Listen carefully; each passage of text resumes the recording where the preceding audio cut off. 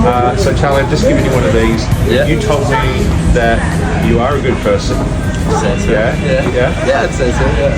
What makes a good person? Just someone that tries to do right by others, you know? Yeah. Just stays out of trouble. Yeah. Are you good enough to make it into heaven?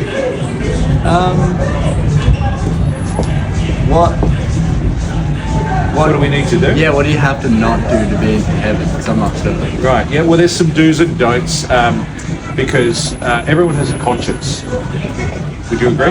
Yeah. 100%. Sometimes I'm told lies before and I go, I feel bad, I need to confess. So it's if your morals are against what you've done, then Yeah. you do accept it. Do you believe there's a God? I wouldn't say so. No, I don't believe in God. Right. Is that because you haven't seen God? I don't know. It just seems like such a foreign concept just to me. Yeah. I don't know. Fair enough. Yeah. Have you ever seen someone treated badly, someone say domestic violence or heard about something like that? And you think that's wrong? And Yeah. That's an injustice. Yeah. I've heard it Yeah. definitely a couple times, and every time it's all the same thing. Yeah. It's Yeah. wrong. Where does that come from? I know we could say we're all thinking like that. That's the society's view. But where would that have originated from if there is no God? I would only put it onto my upbringing from with my parents, just because my morals are like their morals. But that's all I could think of. But Yeah. I don't believe there's a God in the sense that he's the one that's given our morals. And in the Bible, he says, I've written the law on your heart. And we can't see God, but there's a lot of things we can't see. Like, for example, the builders of the building here, I haven't seen them. Yeah. I mean, people have, but I don't need to see them to know they exist. Yeah. So if there's a God, there's a heaven, and he's written the law, which is kind of the Ten Commandments. Yeah. He gave the law to Moses, and he said things like, you shall not lie, or you shall. So that's something you're not to do. Something we are to do is to honour your parents, obey your parents. Have you always obeyed your parents? Not always, but yeah, mostly, yeah. So sometimes you've dishonoured them, like me, so I'm not judging you. Yeah. Have you ever said God's name in vain? Even if you don't believe in him, some people say OMG, oh my, and they say God. Have you said that expression? Yeah, probably. Yeah, I'd say I have, yeah. Yeah, it's very common that God says we're guilty when we do that. Yeah, It's actually a very serious thing which we don't realise. Right. Have you stolen anything even small? Yeah, I've probably stolen in the past. Yeah. Have you told some lies before? Yep. Yep. Okay. Another one is don't commit adultery, which whether we've done that or not, Jesus said when we look at someone to lust for them, we've committed it in our heart. Now I've done that. Yeah. Has that been something you've ever done? Most likely, yeah. Yeah. You ever hated anybody?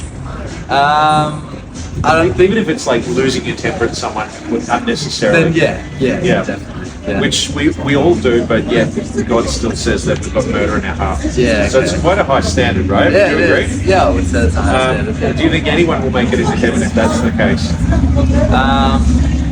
It depends how harsh that system is. Like, if those are the rules. Like, if you do it once and you're out, is that how it is? It's kind of like jumping from a building to another building. Yeah. You have to get a perfect score. If you Okay. get 90%, which sounds good on a math and test, you're falling, yeah. you're going to get the same result as the person that got 5% didn't even try. Yeah. When we keep God's law, he said you've got to keep it perfectly, so no one can. Yeah, That's why I'm saying I've broken the law. I'm not pointing the finger at anybody. What do you think God would say if you stand before him on a day where he'll judge your life and he'll say, Charlie, what do you think, heaven or hell? How do you think the verdict would go? I'd probably go to hell, yeah, I reckon. Yeah. You say it with a smile, but it doesn't concern you. Not overly, honestly. I don't know. In the sense that you're not sure if it's real or not. Yeah, I'd say so, yeah. When Jesus lived here on earth, he spoke more about hell than he spoke about heaven. Not to be morbid, not to try and be doom and gloom, but he was warning us that there is a place. Now, everyone, I also deserve that. God even tells us through the Bible on occasions he'll say, all liars. Not even if it's one little lie, that makes us a lie. So all liars will have their part in the lake of fire, which is hell. It's not a pretty place with all our friends there. It's horrible. It's a place of torment. He says no thief, blasphemer, adulterer will enter the kingdom of God. So that's what I deserve. Yeah. That's what we all deserve. Yeah. Right? So do you know how to get out of this? out of hell. Yeah, how do we avoid it? What do we need to do in this life to avoid going there?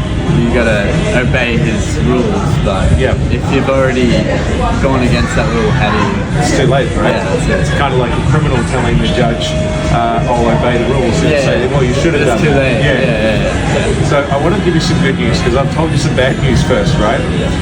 Good news makes sense when we know the bad news, right? Yeah. The good news is, well, the bad news is that we deserve the punishment of hell because of our sin. But the good news is that your punishment and mine was paid for by Jesus when he died on the cross. Okay. So 2,000 years ago, He died for us. he died for our sins. So for you and I, we have that sin, that debt. It's like owing 100 grand in court. You can't pay it. Someone says, "It's all good. They paid it for you, Charlie." Yeah. Well, that's what Jesus did because he said 3 words, "It is finished," which means, translates as your debt is paid in full. So you can walk free. You don't have to end up in hell because of what Jesus did at the cross. He set us free. He died, he rose again, and he wants to give you that new life. We'll never earn heaven, but he wants to give it to us as a free gift. Yeah. Which is amazing. Yeah. Everyone thinks you've got to earn heaven by your good works. You'll still do good works, but not to get to heaven. It's a free gift. To receive that, we have to say, "God, I'm sorry for what we admit to, lies, lust, death, we've gotten drunk," things like that. We know in our conscience what's wrong. Yeah. And we, instead of trusting our own goodness, we trust in Jesus. We put our trust in him because he doesn't want religion as such. He wants to have a relationship. He said, eternal life is to know the one true God. Okay. And not just know about him, but to intimately, when I read the Bible, this is God speaking to me, and I know this is true. I know if I died, I'd go to heaven. I know while I'm alive, I have a relationship. Does this make sense to you? Yeah, it makes sense. Yeah. Yeah, no, are you going to give this some thought? Yeah, definitely. Yeah, I'll look into it. Yeah. Well, I've got a little gift for you.